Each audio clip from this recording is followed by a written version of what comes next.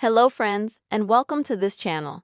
In today's video, I will show you and tell you how you can make your iPhone screen never turn off. Please friends, subscribe to our channel. Also write your comments at the end of the video, and don't forget to put your likes. So, let us get started with you. And to do that, you're going to need to go into settings with your phone. Further scroll down a little bit until you find the display. Go to that. Here, also scroll down a little bit where you'll find Auto Power Off. Go to that. This will take you to a page like this where you have a choice of how long your iPhone will turn off automatically after 30 seconds or 1, 2, 3, 4, or 5 minutes. Or you can choose the option of never. So your iPhone won't turn off automatically unless you press the shutdown button to turn it off.